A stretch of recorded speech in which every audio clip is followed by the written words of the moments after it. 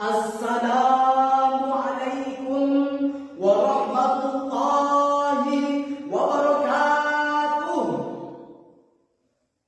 Hamdan wa syukran lillah, salatan wa salaman ala rasulillah, amma ba'du.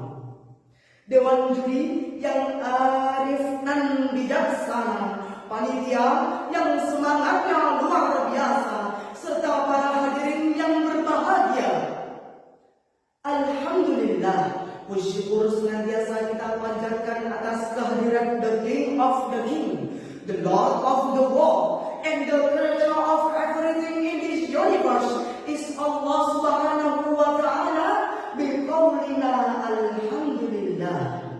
Salawat ma'assalam senantiasa tercurahkan kepada junjungan kita, tidak lain dan tidak bukan, beliau adalah Rasulullah Muhammad sallallahu alaihi wasallam. Semoga kita mendapatkan syafaatnya di yaumul akhir nanti. Allahumma amin.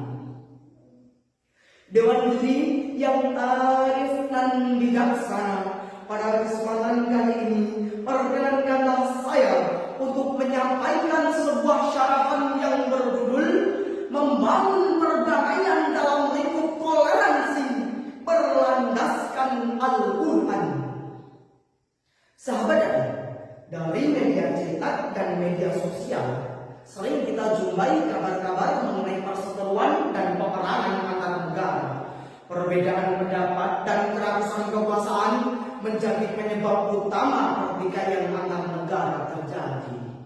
Di Indonesia, negara yang memiliki berbagai macam keragaman, yang di dalamnya terdapat 6 agama, 718 dialek bahasa, serta 3068 suku, bangsa, dan budaya. Semuanya berkumpul menjadi satu dalam sebuah negara, bersatu padu membangun negara yang bernama Indonesia. Betul atau betul?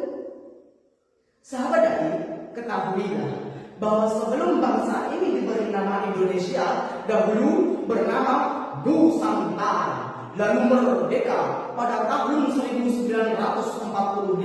Merdeka atas jerih payah pahlawan tanpa mengharap apa-apa, dan merdeka atas kerjasama dari keberagaman yang ada. Negara yang berasaskan Pancasila memiliki semboyan Bhinneka Tunggal Ika. Jangan sampai kita terpecah belah oleh oknum-oknum yang menginginkan kita saling menimpa serapah. Jangan sampai kita terporak-porandakan oleh oknum-oknum yang menginginkan kita renggang tanpa adanya rasa kekeluargaan.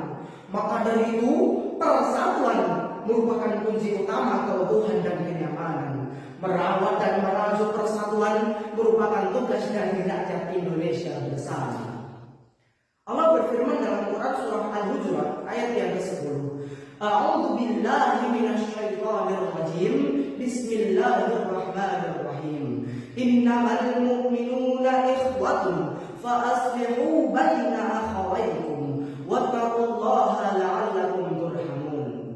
Sesungguhnya orang-orang beriman itu bersaudara. Sebab itu, damaikanlah, perbaikilah hubungan di antara kedua saudara itu yang berselisih, dan takutlah engkau kepada Allah agar engkau mendapat rahmat darinya. Shadaqallahul azim. Ibnu Katsir menjelaskan di dalam kitab tafsirnya mengenai lafaz innamal mu'minuna ikhwatun, yakni semuanya adalah saudara seagama. Kemudian diperkuat lagi dalam sabda Nabi, al-muslimu akhul muslim, la yadhibuhu wa la yuslimuhu. Semua orang muslim itu bersaudara, tidak boleh dari kalian menganiayanya, dan tidak boleh pula dari kalian menjerumuskannya. Hadis riwayat Bukhari dan Muslim. As-Sa'di juga menjelaskan di dalam kitab tafsirnya mengenai lafaz innamal mu'minuna ikhwatun, yang memiliki makna janji Allah pada seluruh makhluknya sesama muslim, baik umat muslim yang berada di belahan bumi bagian barat maupun umat muslim yang berada di belahan bumi bagian timur, semuanya bersaudara. Islam telah memberikan solusi untuk merawat keberagaman dan membangun perdamaian dalam bingkai persatuan, yaitu dengan cara tasamu, atau dalam kamus besar bahasa Indonesia sering kita sebut dengan toleransi. Menurut perspektif Al-Quran, ada 3 hal pokok mengenai toleransi. Yang pertama, mengakui kesamaan derajat, hak, dan kewajiban sesama manusia. Yang kedua, mengembangkan sikap tenggang rasa, tidak menjelek-jelekan satu dengan yang lainnya, dan tidak saling berburuk sangka. Dan yang ketiga, tidak menghina dan mencela agama atau kepercayaan orang lain.